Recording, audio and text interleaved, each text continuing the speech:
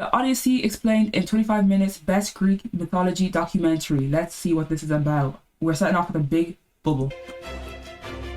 Ooh, I like the pacing. Straight to it.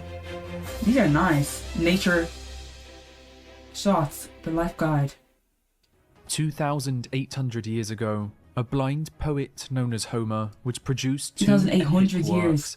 The Iliad would tell the tale of the Trojan War, where a great city was conquered by one of the most devious plans in history.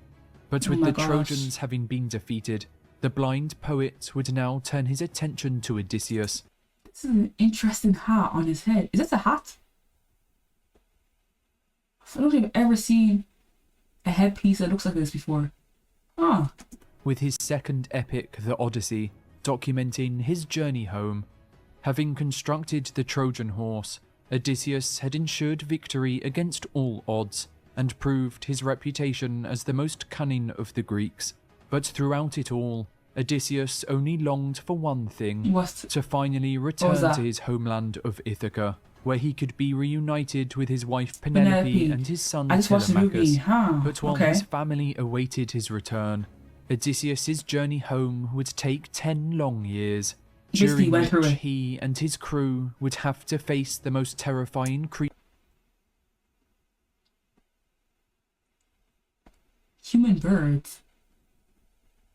What? Did I see this in the movie? I don't recall seeing human birds. Were these his crew that got turned into birds? And what we did see was that pig sequence in the Odyssey. Lord have mercy. Flip. Creatures known to man. Scary. A journey so epic, its tale would be told for thousands of years. This is his story. Okay, let's get into it. This is like Egyptian font. I've seen this used for Egyptian literature.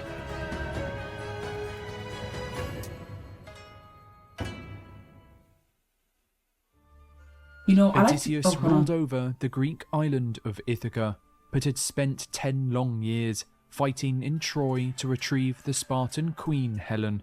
But with his mission now complete, Odysseus looked to travel back to his homeland, where his wife Penelope and his son Telemachus awaited. Okay, so where we're at is that he did the job and now he just wants to go back home. Okay, following? Gathering his fleet of ships on the Trojan shores, Odysseus would set sail, relieved to be finally returning home. With Troy in ruins, they would first head north to look for supplies, landing on the shores of Ismara, home to the Ciconians, a Thracian tribe who had fought on the side of the Trojans. Gathering the supplies why did they go up rather than straight across? Why did they do that? Odysseus and his men would find themselves under attack from the Ciconians, but overwhelmed by such a large tribe, they were forced to retreat back to their ships, with their journey in the first place? Resuming.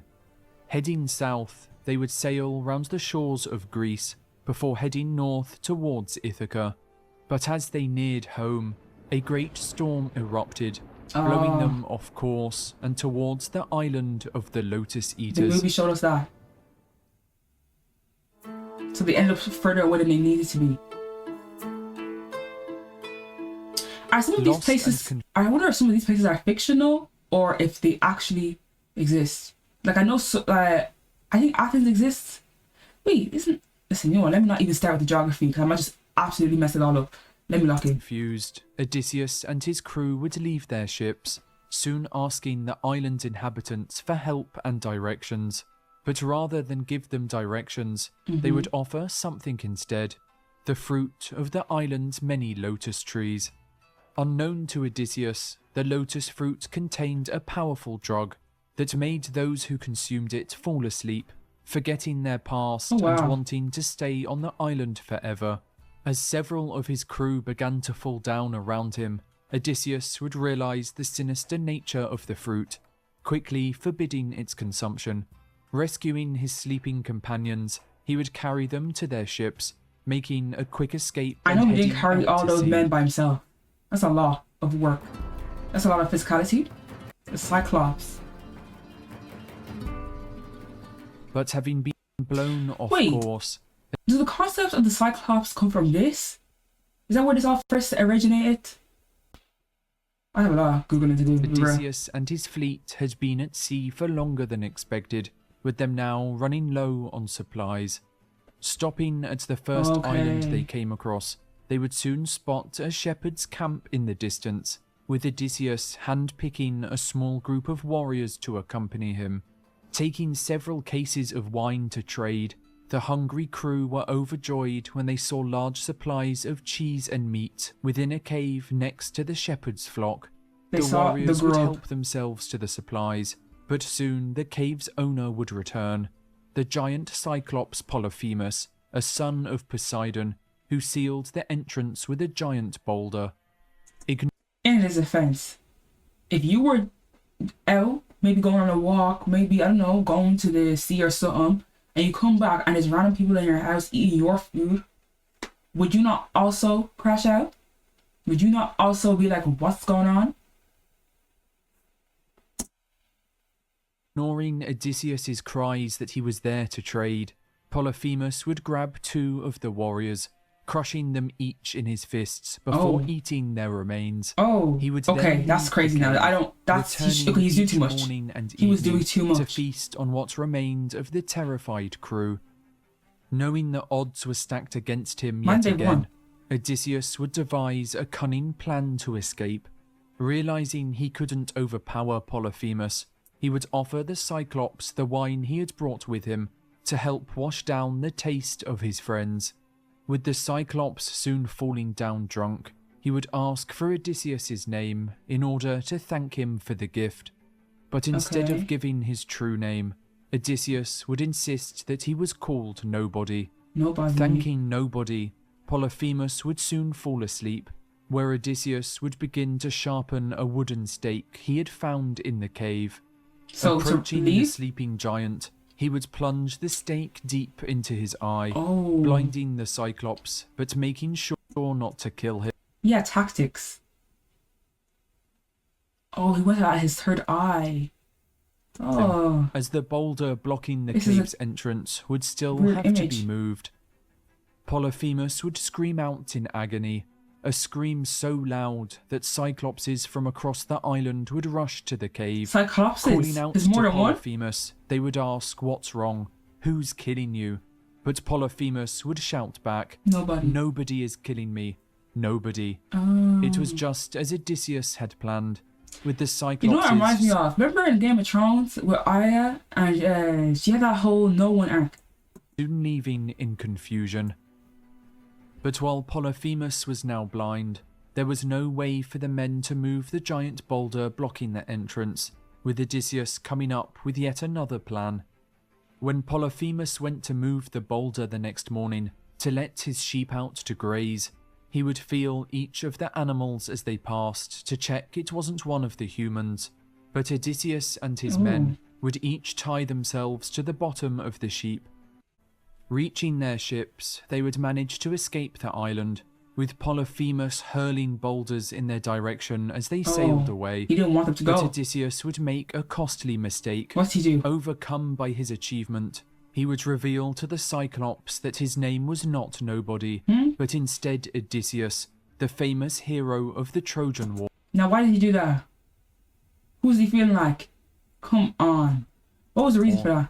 Unknown to Odysseus, this would allow Polyphemus to give the name of his attacker to his father Poseidon, the god of the sea, who in revenge for his son's blinding, would curse Odysseus to lose all his crew in his coming travels, and wander the seas for 10 long years, before he could set foot on his homeland.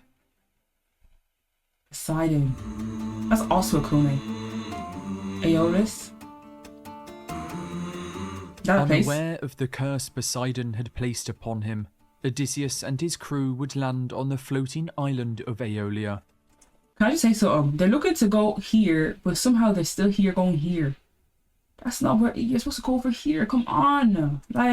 After dining with his guests, King Aeolus, who ruled the island, would offer Odysseus a parting gift, a leather bag containing the power of the winds, which if used with great precision, could speed his journey home. Setting sail once more, Odysseus would make use of the winds, with his homeland of Ithaca soon in sight. But as he neared the island's shores, his crew, believing the bag Aeolus had given him contained large sums of gold and silver, decided to take some for themselves. Opening the bag while Odysseus's back was turned, all the winds. I'm not gonna lie, a lot of the artistry from ancient times is so beautiful. Like, look at this. This is pretty. Even though the situation was not pretty at all, but the capturing of the aesthetics by paint and by hand is so. Out at once, blowing their ships back into the ocean, with all aboard holding on for their lives. They would arrive at the island of Aeola once again. This looks insane. But this time, their arrival would not be met with the same generosity they had received before. For King Aeolus, knowing that only a curse from the gods could have brought Odysseus back to his island, would refuse to aid him any further, expelling him from the palace to avoid the wrath of the gods. So he's like, get the fuck on. Still unaware of Poseidon's curse, Odysseus would set sail once more, but just like his previous attempts to reach his homeland, this time would also hold misfortune. Oh, no. The Lastrogonians? Arriving at the harbour of Lastragonia, he's just going further away. Would send out three because of the curse. Okay, fair. To find food and the people of the town. But the scouts would soon realise they were not in a place of people at all, being chased by giants back to their ships. Bloodthirsty cannibals, the giant Lastragonians would begin to devour the scouts, with them soon turning their attention to Odysseus's ships in the harbour. Pelting them with boulders, the Lastragonians would destroy every ship bar one, with Odysseus barely making it out alive. Wow. It was hectic. Cirque. Tired and depleted, Odysseus's only remaining ship would soon arrive at the island of Aeaea, which was home to the beautiful witch Circe, daughter of the sun god Helios. Splitting his men into two groups, Odysseus... Now we take this imagery in. What are we seeing here? Animals. This is a bear, a horse, or a stallion. What is this? A dog? What is this? A bull? I almost just said reindeer. I think it's just a deer. What is this? An ostrich? Is this a tiger? I forgot what this is called. And you have people just chilling where these wild animals are. And look at the pillars and the walls. I'm not gonna lie, I'm going to travel soon. See the world. I have an idea for, but let me lock in. Let me really lock in. Would stay by his ship and set up camp, while the others searched the island for food. They would soon arrive at the house of Circe, where docile wolves and lions quivered at her feet, inviting the men to dine with her. I would never have no lions or nothing like that for pets. What? She would serve them a large cup of barley, cheese and wine, but unknown to the men, there was one secret ingredient placed within. Having eaten the meal, the men would begin to fall asleep, but when they awoke, they were no longer in human form. Instead, they took the body of pigs. But one man, not having an appetite for food, had seen the events unfold, quickly running to Odysseus to tell him of the fate of his crew. Hearing the news, Odysseus immediately set off to rescue his men, but along the way, he was stopped by the messenger god Hermes, who had come to aid him. Giving Odysseus Molly, a magic herb, Hermes would tell him to place it in Circe's potions, so as not to feel the effects of her enchantments. Taking the Molly, Odysseus would approach Circe and begin to dine. Does that come from this? Surprising the witch when he remained in human form. Drawing his sword, he stood up and threatened to kill Circe, unless she transformed his crew back into humans. With the sword at her throat, Circe would quickly agree, with the pigs at her feet transforming back into men. So impressed by Odysseus's heroics, Circe would invite him to her bedchamber, with the two having a son together named Telegonus. Did he have a baby with the son that English? Did he have a baby with the woman that did that, like turned his men into pigs, or with the person that owned the castle or the place they were at, or are both people the same? I don't know, but we're gonna see. Remaining on the island for a whole year, Odysseus decided it was time to leave, but as he began to set sail, Circe would advise him to visit the underworld, where the prophet Tiresias could advise him on how to survive the many trials that awaited him at sea. I wouldn't be doing none of this. I'd just be going home, wants to go home. The underworld. Now, why would you go to the underworld, Odysseus? Like, come on. Following Circe's advice, Odysseus would travel west to the edge of the world, where an entrance to the underworld was located. Completing a ritual sacrifice at the entrance, Odysseus would summon the spirits of the dead, where the blind prophet Tiresias would appear. He warned that Odysseus and his men would soon find themselves on the island of the sun god Helios, and that they should refrain from eating his cattle if they wanted to make it home alive. If, however, they harmed the cattle in any way, then death would follow. Thanking the prophet, Odysseus would leave in the eyes of his cranium. Hold on. Even they're like, what is happening? Oh wow. Is that 3? Is that 1, 2? Is there a headed dog? He needs braces. Okay, let me lock in. Let me actually lock in. His ship, determined that when the time came, no man would touch the sun god's cattle. The sirens. I like the siren song in the movie. I did. It's cool. But soon after setting sail, Odysseus and his men would begin to hear a beautiful melody, for his ship was passing the home of the sirens, irresistible creatures that enticed sailors to their death with their bewitching songs. However, this time Odysseus had come prepared. Remembering the advice that Circe had given him, he would instruct his crew to plug their ears with beeswax so they could not be seduced by the siren's call. Okay. But Odysseus, wanting to be the first man to hear the song and survive, would not plug his ears with wax, instead asking his crew to bind him to the ship's mast.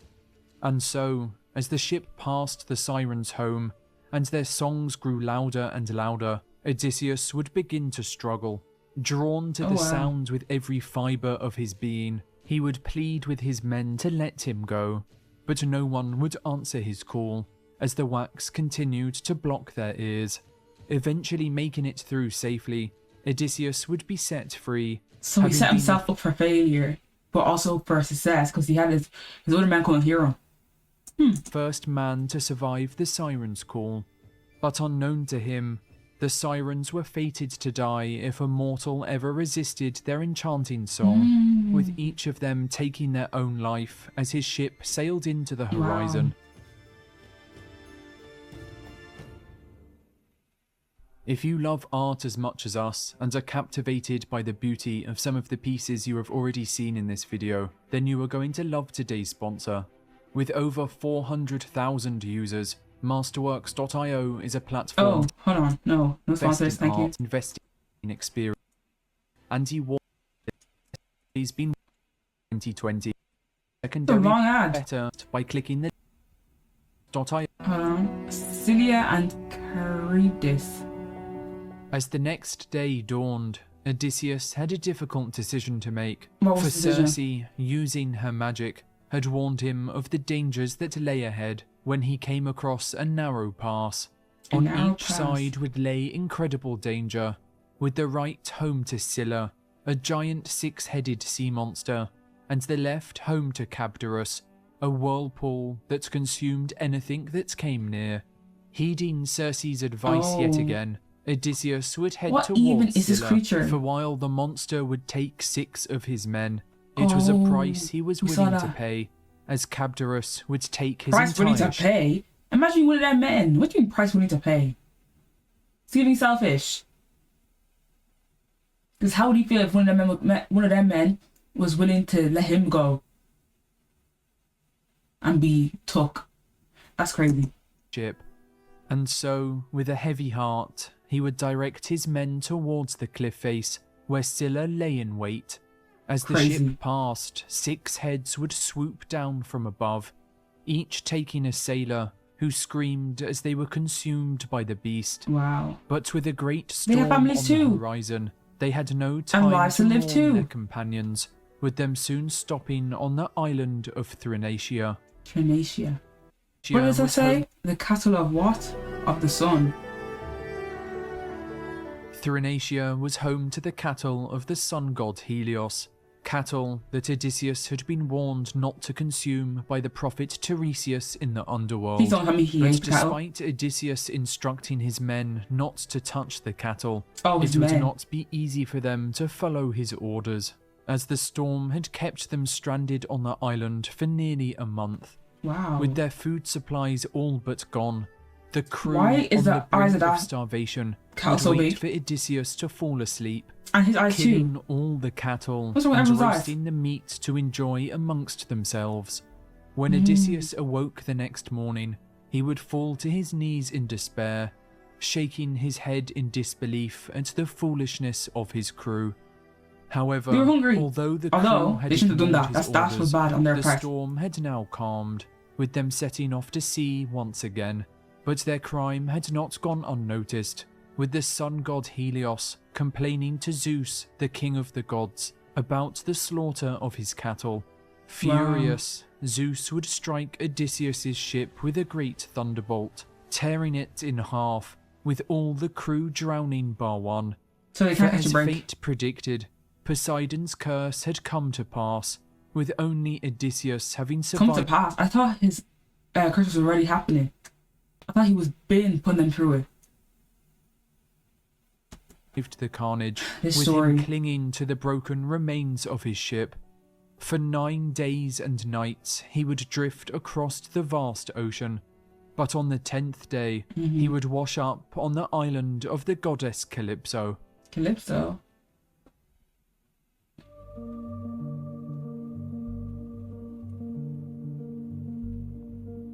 Upon rescuing Odysseus from the shore, Calypso, the daughter of the Titan Atlas, would fall in love with him, asking if he'd stay on the island with her forever, even offering to make him immortal.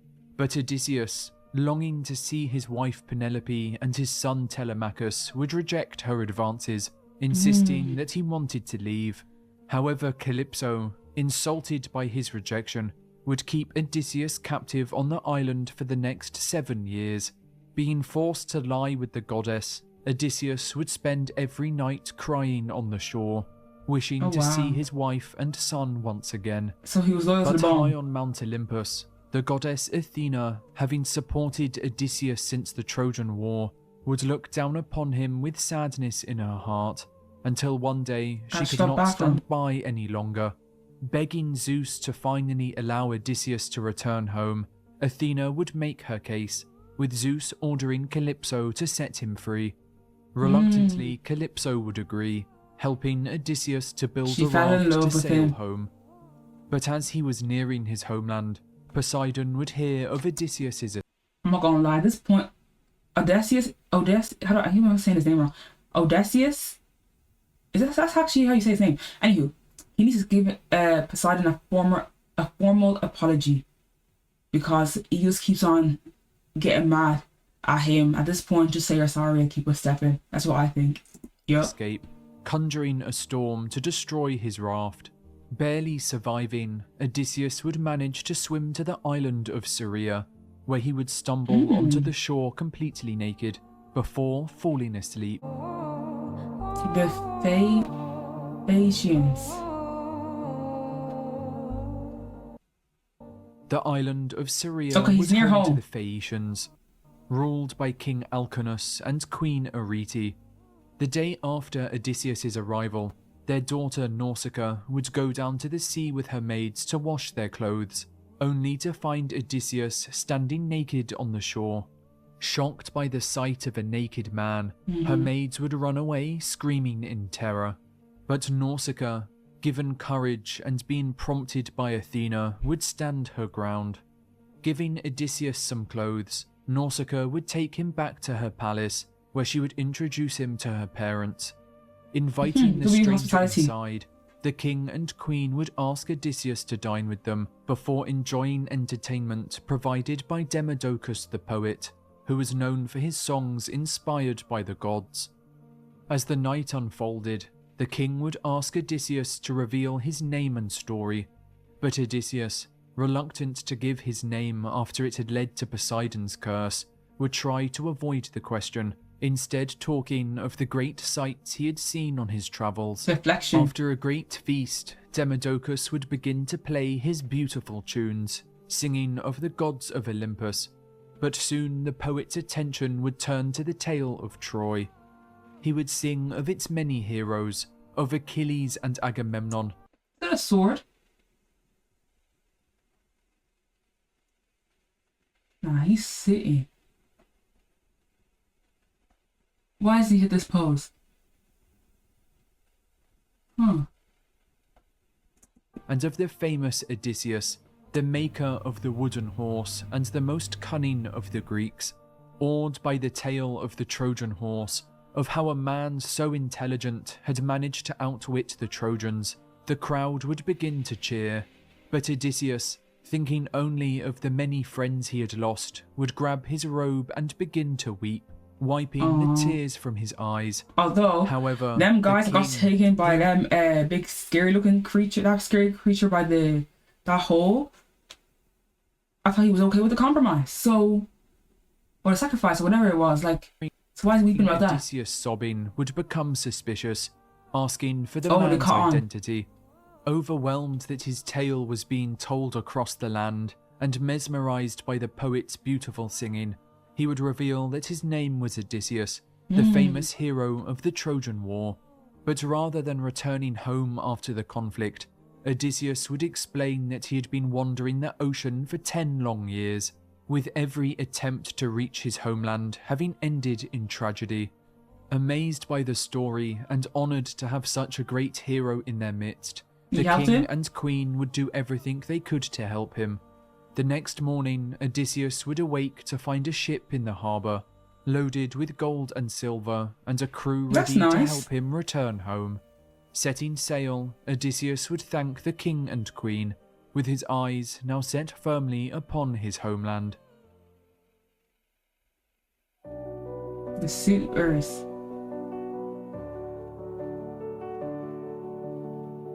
20 years after leaving home, Odysseus would finally set foot on Ithaca, ready to see his wife and son once again. But Athena, knowing that his homeland was not as he had left it, would warn Odysseus of the dangers that waited in his The question is he going to listen transforming him into an old beggar. Athena made sure that Odysseus would enter his home in disguise. For his wife Penelope, having been alone for 20 years, was expected to remarry, with suitors from far and wide coming to win her hand. Over 100 of them now infested Odysseus's palace, eating his food and wearing his clothes, although throughout it all, Penelope had remained faithful, never giving up hope that her husband would return. Devising a cunning plan to avoid marriage, Penelope had stalled her many suitors for years, weaving a burial garment for Odysseus's father, promising that she would choose a new husband when it was finished. But every night, as the garment neared completion, she would secretly undo all her work, with the deception lasting for 3 years before it was uncovered, with her now being forced to choose a suitor. But unknown to Penelope, Odysseus would soon be by her side. Making his way to the palace, he would first stop at the house of his most loyal servant Eumaeus. Happy to see his king once again, Eumaeus would offer Odysseus food and wine, he was beggar now. To help How him did he recognize reclaim him? His home.